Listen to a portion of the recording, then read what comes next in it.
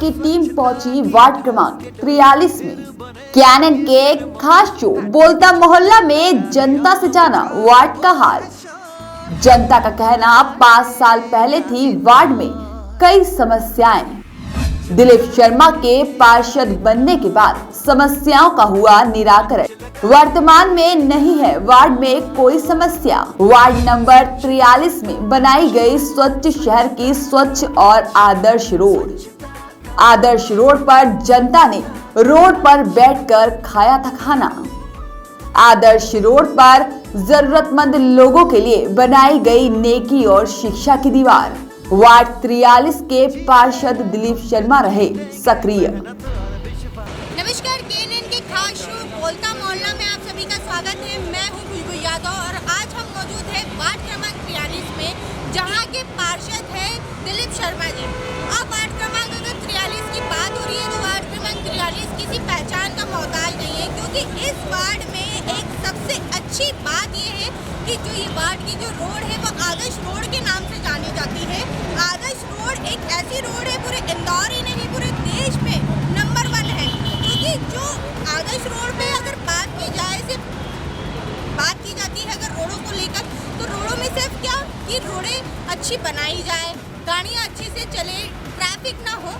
लेकिन आदर्श रोड एक ऐसी रोड है जहाँ पर अगर देखा जाए तो फर्स्ट ये कि यहाँ आदर्श रोड पे अधिकतर लोग यहाँ पर एक तरीके से सेल्फी पॉइंट बन चुका है, जहाँ पर लोग सेल्फी लेते हैं।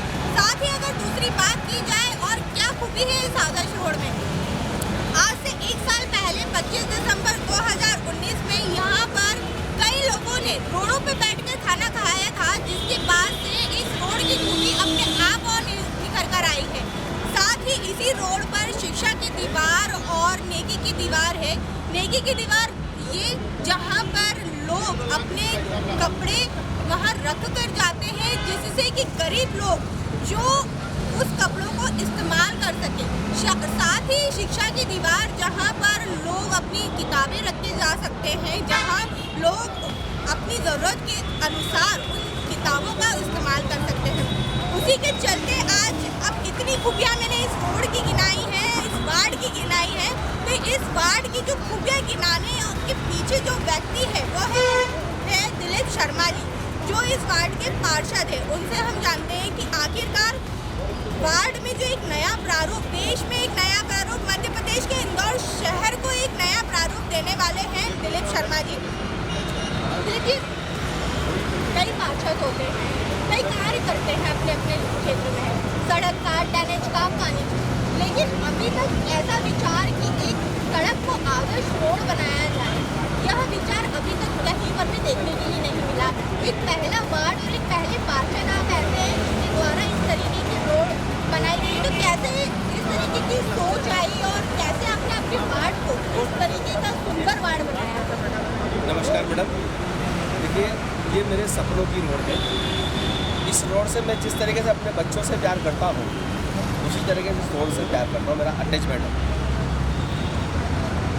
माननीय मोदी जी ने जब स्वच्छ भारत अभियान के लिए पूरे देश से आह्वान किया, उसी समय हमारे प्रदेश के बहुत यशस्वी मुख्यमंत्री शिवराज सिंह चौहान जी ने भी प्रदेश के जनप्रतिनिधियों से आह्वान किया था कि एक ऐसी रोड बने जिसमें लोग बैठकर खाना खा सके, इतनी स्वच्छ और सुंदर और आदर्श हो। मैंने उनके सपने को साकार करने का सोचा और मैंने भी एक प्लानिंग करी कि क्यों ना, जब मैं चुनाव लड़ा यहाँ पे तो मैंने इस रोड की घोषणा की थी कि मैं इसको इंदौर की सबसे आदर्श रोड बनाऊंगा। और आज जहाँ हम खड़े हैं मुझे बहुत खुशी होती है कि मैंने जनता से जो वादा किया था वो पूरा किया और इस रोड को आदर्श स्वच्छ स्मार्ट गटर क्लास रोड के नाम से जानी जाती है, इसे बनाई। एक ऐसी रोड जिसे प्रदेश तो क्या पूरा देश देखने आया। इस देश की लोकसभा की स्टैंडिंग कमेटी, जिसमें सभी दलों के सांसद, जिसमें 18 सांसद और 6 IAS अफसर की एक टीम इस रोड को देखने आई। उन्होंने इसका निरीक्षण किया और उस समय उन्होंने क्या तारीफ की कि हम इस रोड के फोटोग्राफ्स लेके गए और उन्होंने बोला कि हम इसे लोकसभा में बताएंगे कि एक देश में ऐसी रोड जिस पे बैठ के हजारों लोगों ने बैठकर खाना खाया। भारत रत्न हमारे पूर्व प्रधानमंत्री स्वर्गीय अटल बिहारी वाजपेयी जी के जन्मदिन पर 25 दिसंबर 2019 को हमने यहाँ टिफिन पार्टी की थी।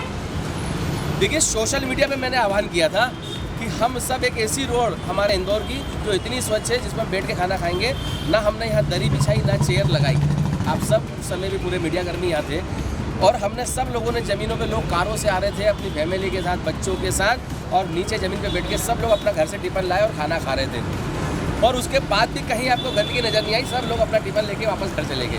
तो देखिए, इतनी स्वच्छ रोड। यहाँ सेल्फी पॉइंट बनाए गए बहुत सुंदर, जहाँ लोग रात को जब ये लाइट जलती है यहाँ पे तो लोग खुद सेल्फी खिंचाने आते हैं।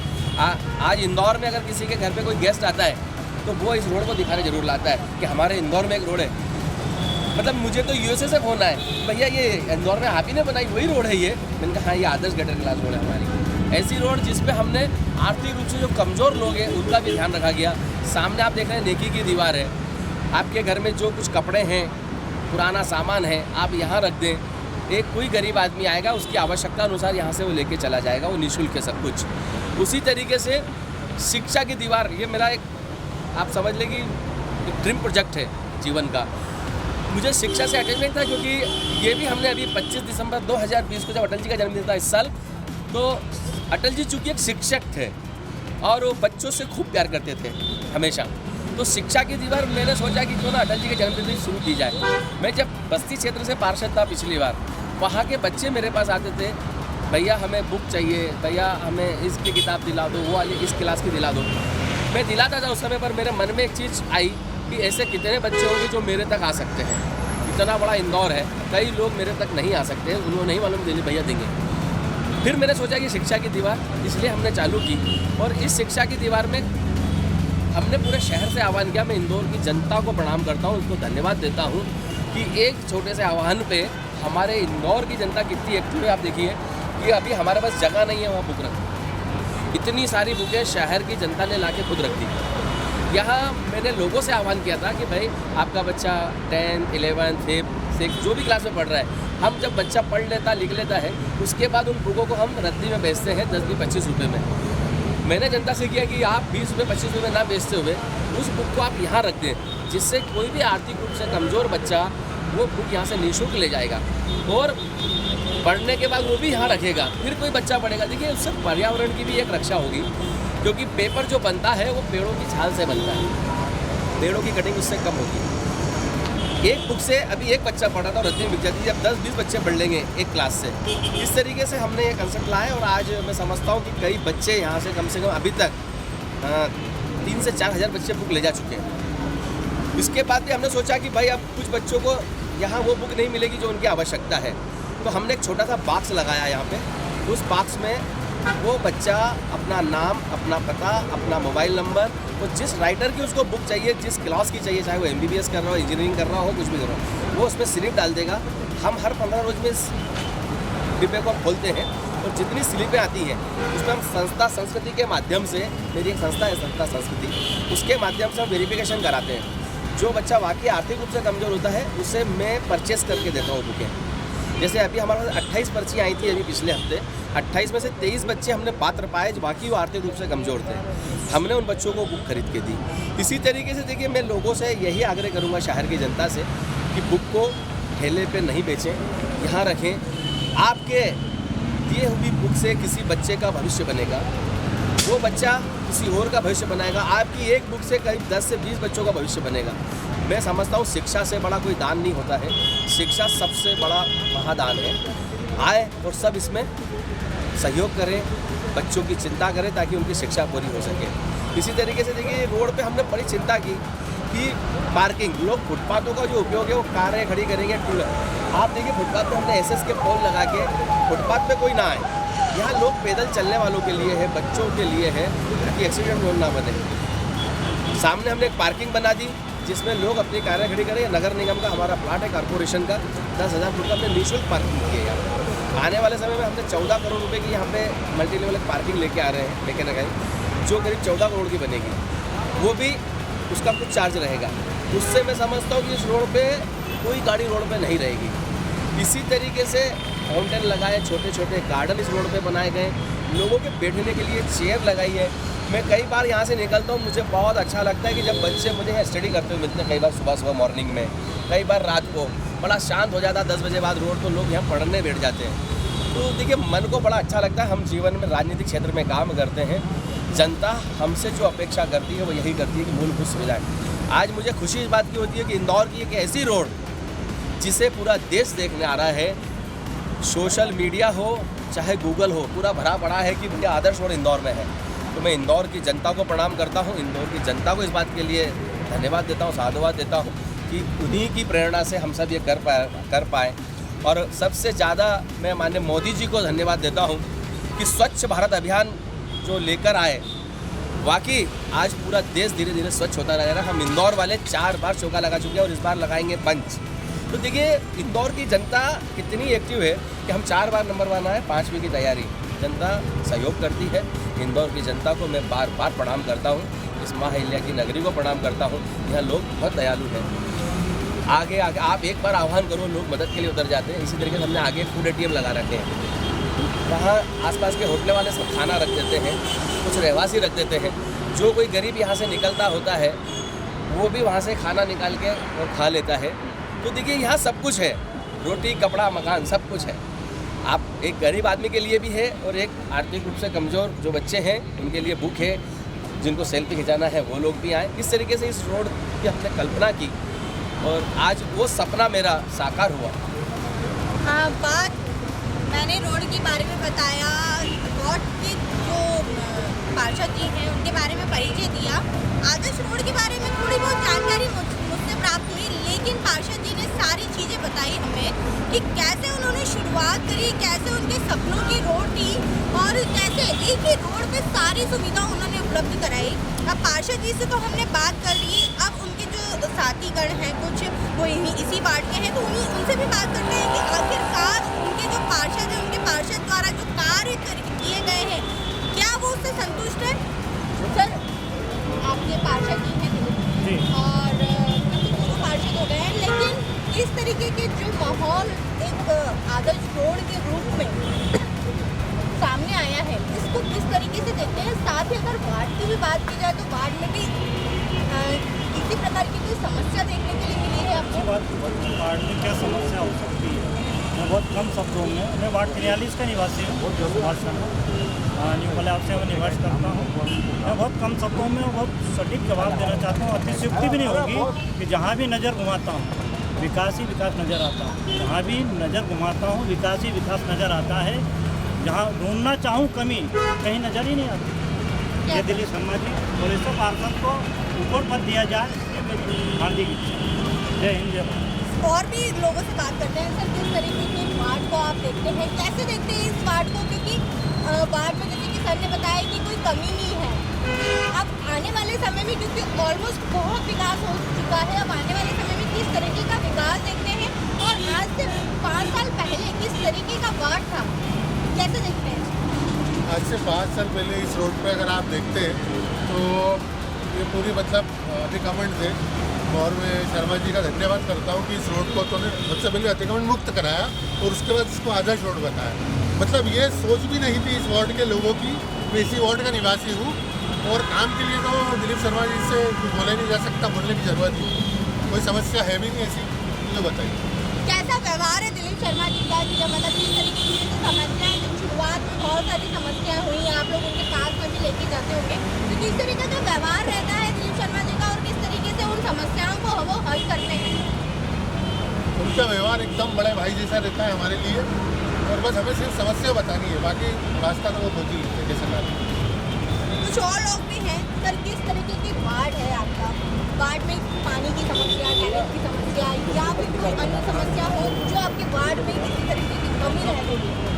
वार्ड में आज से जब हमारे बड़े भैया दिलीप भैया आए थे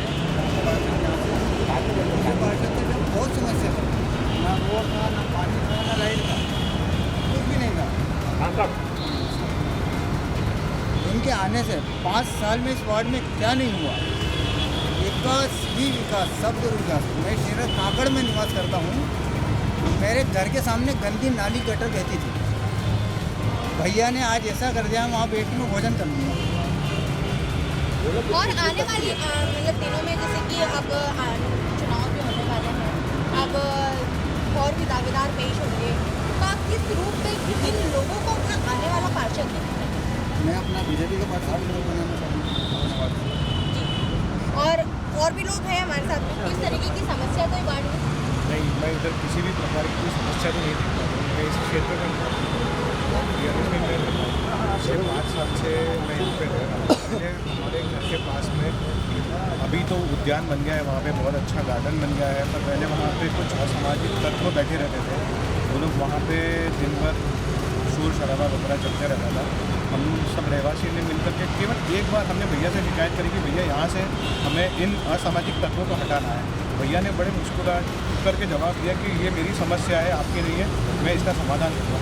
उस जगह पे बहुत ही सुंदर उद्यान जो अपने शहीद गौतम जैन जी हैं उनके नाम पे उन्होंने उद्यान विकसित करा। अब वहाँ पे रोज़ सुबह शाम जिधर पहले असामाजिक तत्व बैठते थे वहाँ पे अब सुबह शाम बच्चे बूढ़े सब घूमते हैं, खेलते हैं, बड़ा अच्छा लगता है। साफ सफाई रहती है, बहुत अच्छा गार्डन मेंटेन है। आप चाहे तो भी देख सकते हैं कि बहुत ही बढ़िया काम है। ऐसा शायद ही किसी तरीके की बात है। सभी लोगों ने कहा कि वार्ड में किसी प्रकार की समस्या नहीं है, लेकिन और भी लोग हमारे साथ मौजूद हैं, उनसे भी हम जानेंगे वार्ड में किसी प्रकार की समस्या, क्योंकि क्या आने वाले जो नगरीय चुनाव है, चुनावों में अधिकतर देखा जाता है कि चुनाव जैसे जैसे पास आते जाते हैं वैसे ड्रेनेज की समस्या, पानी की समस्या, रोडों की समस्या उभर के बाहर आती है। लेकिन अभी जहाँ तक मैंने जितने लोगों से बात करी उनका कहना है कि कोई समस्या नहीं है। ऐसा लगता है कि वार्ड में किसी प्रकार की छोटी सी भी समस्या रह गई है।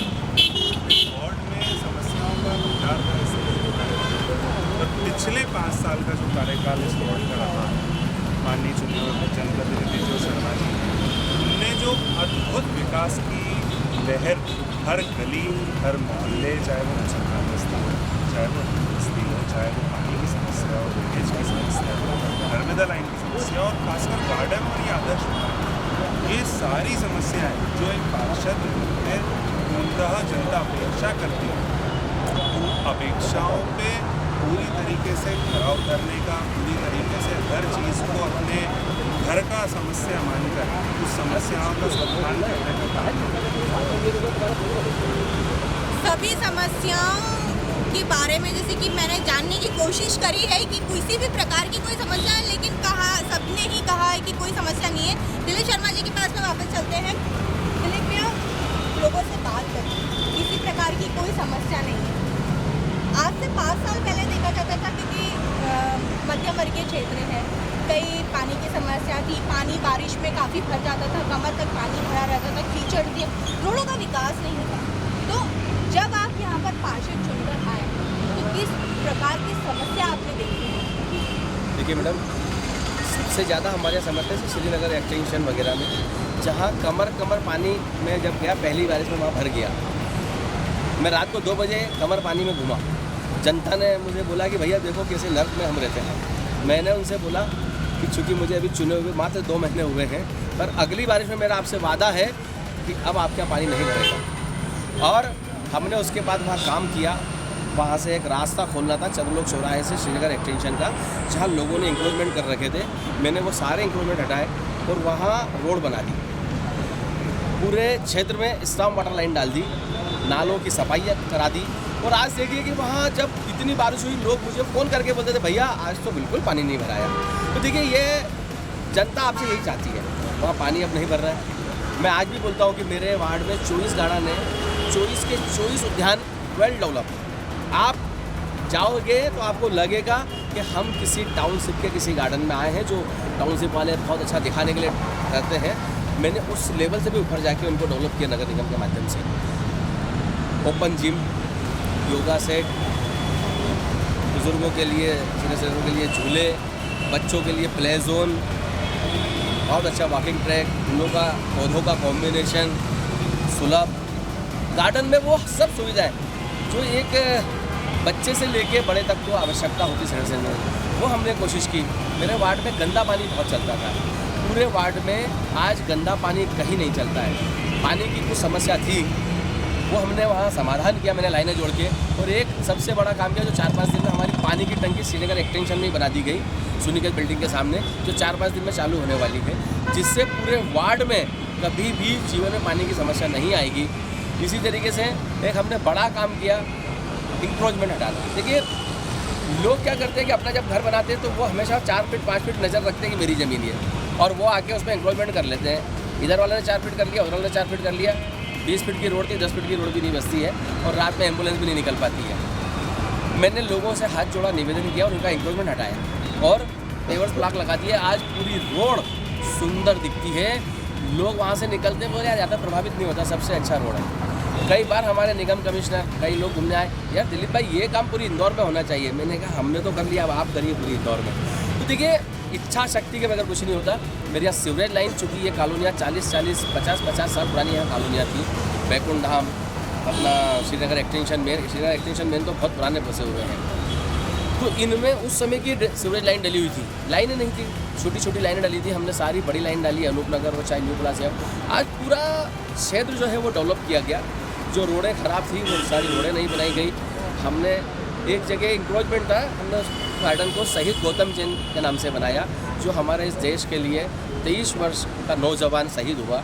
उनके माता पिता ओल्ड प्लाजा में निवास करते हैं। एक यहाँ हमने गेट भी बनाया, शहीद गौतम जैन द्वार, और एक उद्यान बनाया जहाँ लोगों ने कब्जा करके 2-2 मंजिल मकान बना रखे थे, और उन मकानों को हमने गिराया और गिरा के और आज वहाँ उद्यान बना दिया, जिससे शहीद गौतम जैन उद्यान, लोग वहाँ खूब बैठ रहे हैं। सबसे सुंदर गार्डन है हमारे इस वार्ड का वो।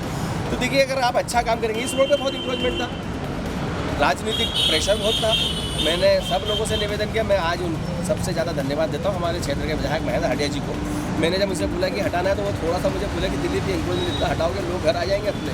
मैंने बोला बाबा कुछ नहीं होगा, लेकिन जब मैंने उन्हें प्लानिंग दिखाई अपनी कि देखिए मेरी ये प्लानिंग है, इसको ऐसी रोड बनाएंगे, उन्होंने बड़े सहजता से बोला हटा दो यार, उनको कहीं और दे देंगे जगह। और हमने उनको सबको इधर उधर किया और आज ये रोड आपको देखने को मिली। देखिए जनप्रतिनिधि अगर इच्छा शक्ति है और ऊपर से सभी लोगों का सपोर्ट मिले। उस समय मनीष सिंह साहब हमारे यहाँ कमिश्नर थे, उन्होंने 3 घंटे में इस रोड का इंक्रोचमेंट हटवाया था बोलने के बाद, मौका ही नहीं दिया किसी को। और आज देख लीजिए रोड बहुत अच्छी है। तो देखिए जब अधिकारी और जनप्रतिनिधि का कॉम्बिनेशन रहेगा, जनता हमारे साथ रहेगी। जनता को विकास चाहिए, अगर जनप्रतिनिधि का सोच अच्छा होगा तो जनता का सोच भी आपके साथ पॉजिटिव होगा और डेवलपमेंट बहुत तेज़ी से होगा। मैंने हमेशा कोशिश की कि जनप्रतिनिधि, अधिकारी और जनता के बीच में समन्वय, हम जनप्रतिनिधियों का काम होता है समन्वय करके काम को करना, वो हमने यहाँ कोशिश की। आज मैं दावे से बोल सकता हूँ कि मेरे पूरे वार्ड में किसी भी प्रकार की कोई समस्या नहीं है। पूरा वार्ड एलईडी है, कहीं एक 4-24 की पूरा वार्ड एलईडी कर दिया गया। पूरे वार्ड में सीवरेज की समस्या नहीं है, पानी की समस्या नहीं है, सभी गार्डन बन गए, रोडें सब डेवलप हो गई, रोड के दोनों साइड पेवर ब्लॉक लगा दिए गए। एक इसी वार्ड को ऐसी आदर्श रोड दी गई जो हमारे वार्ड का हर नागरिक गर्व महसूस करता है कि मैं उस वार्ड में रहता हूँ जिसमें आदर्श, स्वच्छ, स्मार्ट, गटर क्लास रोड है। तो देखिए ये एक जनप्रतिनिधि के लिए सबसे अच्छा ये होता है कि उसकी जनता उससे प्यार करे। मैंने अपने वार्ड को हमेशा अपना परिवार की तरह माना है और मैं अपने जनता को अपने बच्चों से जितना प्यार करता हूँ मैं अपनी जनता से भी उतना ही प्यार करता हूँ, कि वो मेरे लिए भगवान है, ईश्वर है।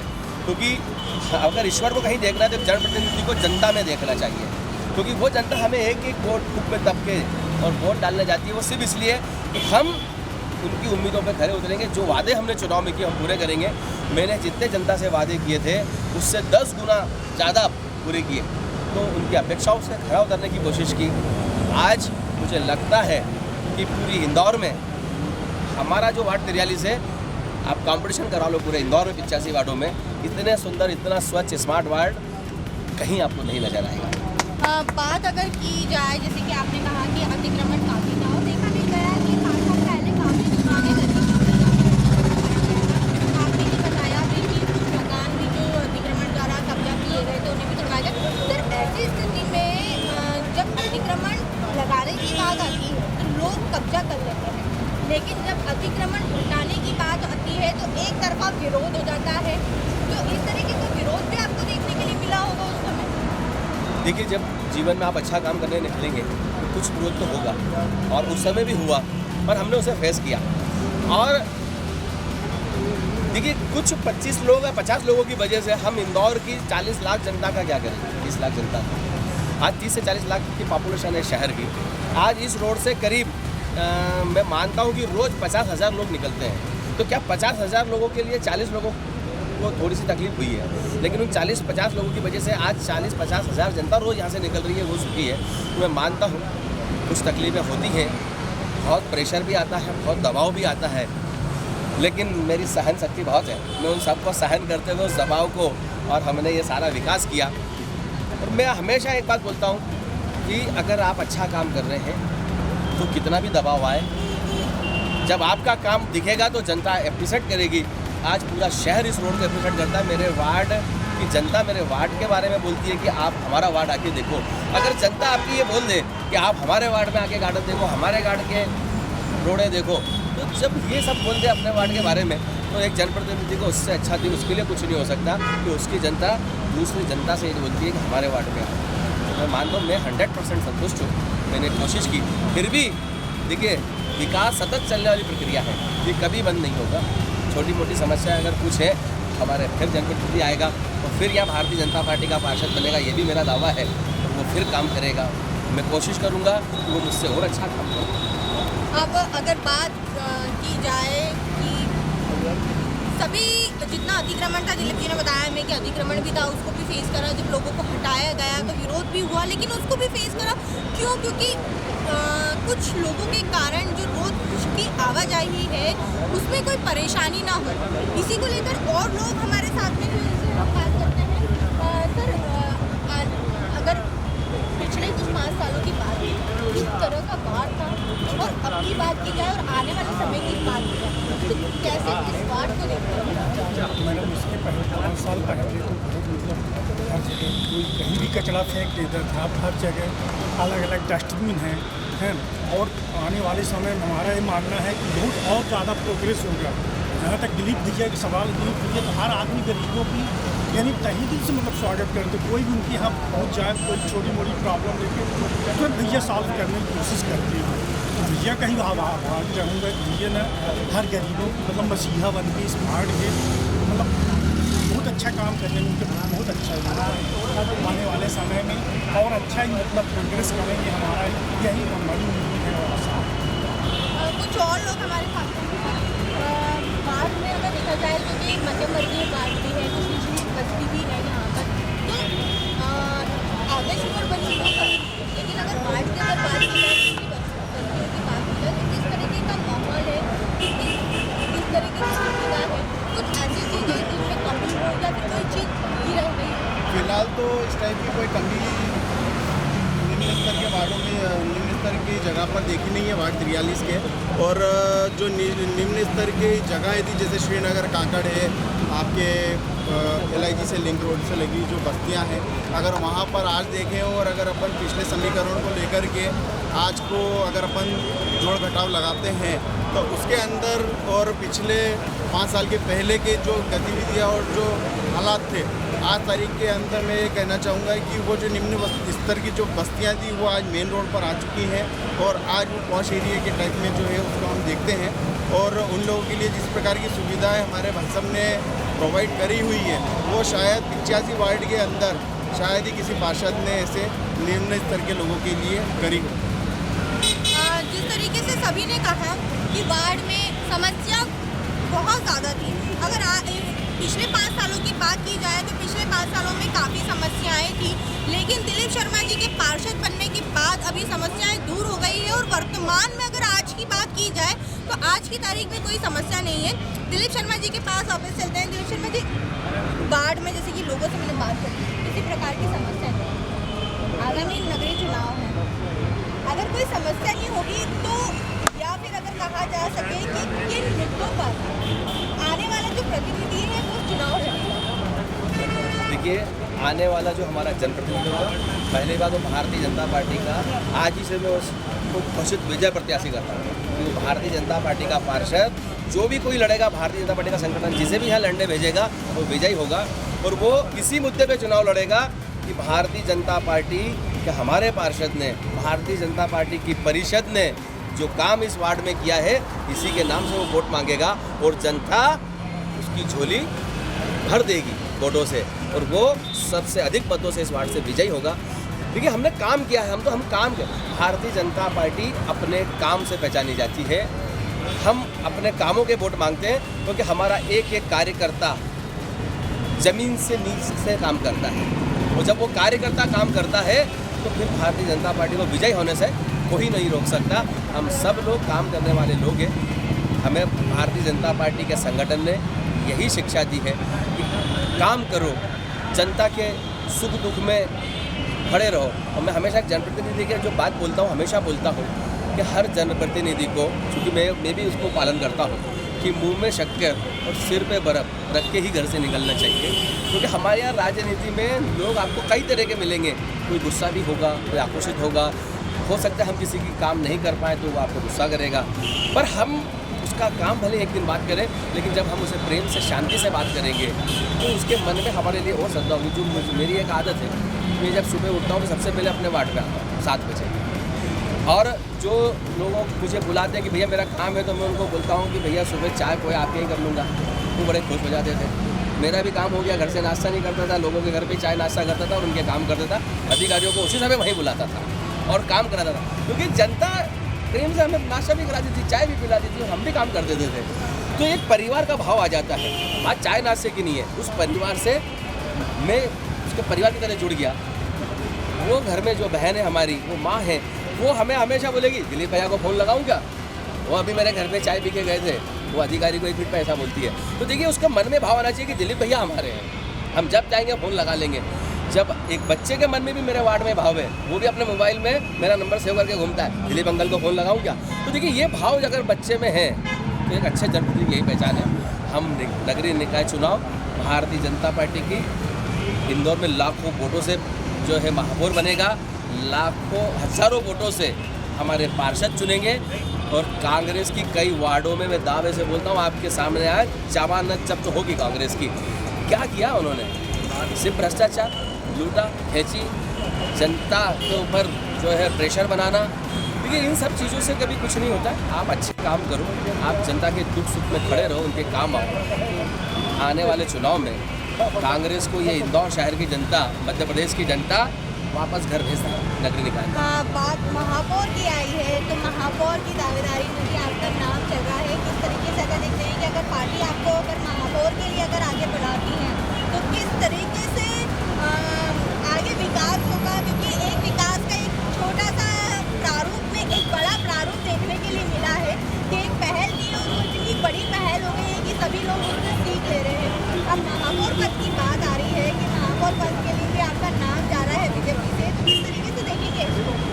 देखिए हम उस संगठन में काम करते हैं, उस भारतीय जनता पार्टी में काम करते हैं जिसे हम अपने माँ के तुल्य मानते हैं।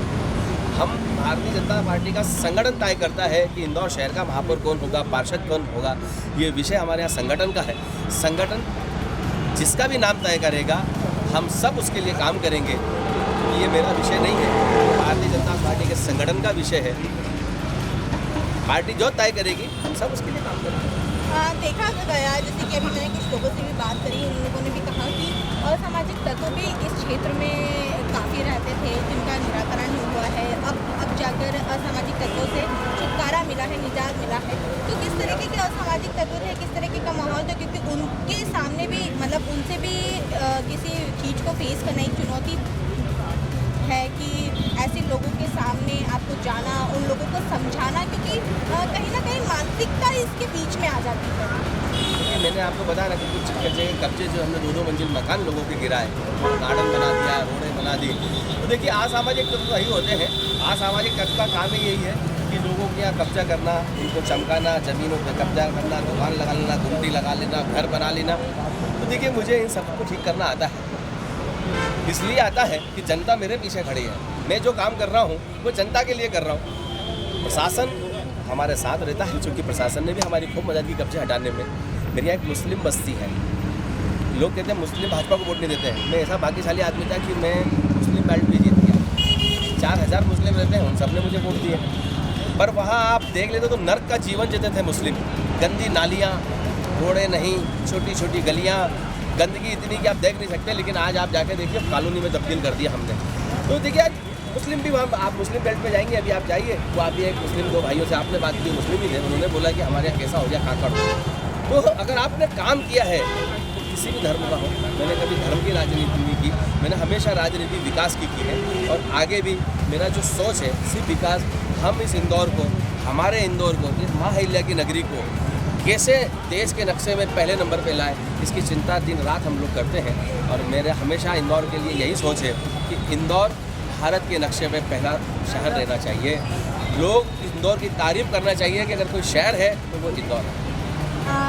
सर अभी जैसे कि इस वार्ड को तो आपने अच्छा प्रारंभ किया, अच्छा डेवलप कर दिया, आने वाले समय में किस वार्ड की रौनक और किस वार्ड का प्रारूप बदलने वाले हैं आप? ये तो मुझे भी नहीं मालूम, ये भारतीय जनता पार्टी तय करेगी, हमारा संगठन तय करेगा, मुझे क्या जिम्मेदारी वो देगा। पर संगठन जो भी मुझे जिम्मेदारी देगा मैं बहुत ईमानदारी से अपने उस काम को करूँगा। मतलब कहा जा सकता है कि आने वाले समय में एक और आदर्श रोड देखने के लिए इंदौर वासियों को मिलेगा। भाजपा जब मुझे जिम्मेदारी देगी तो आपको ऐसी शहर में कई आदर्श रोड, कई वार्डों में आदर्श रोड की, मैं अपने पार्षदों को मैंने बोला, अपने भाइयों को कई को कि हर वार्ड में आदर्श रोड बनाओ। इस शहर में हर रोड आदर्श होना चाहिए, तभी तो ये इंदौर के भारत के नक्शे में नंबर 1 आएगा। जैसा कि रहवासियों से भी बात हो गई, पार्षद से भी बात हुई, सभी ने यही कहा कि यहाँ पर कोई भी किसी भी प्रकार की समस्या नहीं है। पिछले 5 सालों की बात की जाए तो जब दिलीप शर्मा जी पार्षद नहीं थे, कई तरीके की समस्याएं लोगों को थी, ड्रेनेज की समस्याएं थी, सड़कों की समस्याएं थी, पानी नहीं आता था। लेकिन इन 5 सालों में दिलीप शर्मा जी द्वारा वार्ड में पूरी तरीके से काम किए गए हैं। जिस तरीके से जो आदर्श रोड है, आदर्श रोड की बात की जाए तो आदर्श रोड जो इंदौर में, मध्य प्रदेश में, पूरे देश में नंबर 1 रोड में आ चुकी है। लोगों को किसी तरीके की समस्या नहीं है, स्वच्छता से लोग रह रहे हैं। जो गंदी बस्तियां थी वो कॉलोनी में तब्दील हो गई है। इस तरीके की तमाम चीज़ें जो आज हमने लोगों से भी जानी, साथ ही पार्षद जी से भी जानी कि आखिरकार चुनाव जीतने के बाद उनको किस किस समस्याओं का सामना करना पड़ा, कैसी कैसी चुनौतियां उनके सामने आई। साथ ही उनको जैसे कि कुछ लोगों ने बताया था कि असामाजिक तत्व भी थे, अतिक्रमण भी था, ट्रैफिक की भी परेशानी थी, काफ़ी समस्या थी अगर देखा जाए इस क्षेत्र में। लेकिन अब वर्तमान में आज यह वार्ड में कोई भी समस्या नहीं है। अब आने वाले समय में ये देखना होगा कि जो नगरीय निकाय चुनाव है, अब उसमें जो जनप्रतिनिधि रहेंगे वो किस तरीके से अपनी दावेदारी पेश करेंगे और इस वार्ड के विकास को और कहां तक ले जाएंगे और कैसे जो विकास हुआ है उसको संभाल कर रखेंगे। इसी तरह हम आपको केएनएन के खास शो बोलता मोहल्ला में कई वार्डों की समस्याएं और उन वार्डों में किए गए कार्यों को हम आप तक पहुँचाएंगे। उन वार्डों के कार्यों से आपको रूबरू कराएंगे कि आखिरकार उनके पार्षदों ने क्या क्या कार्य किए हैं। इसी तरह केएनएन न्यूज़ के साथ बने रहिए।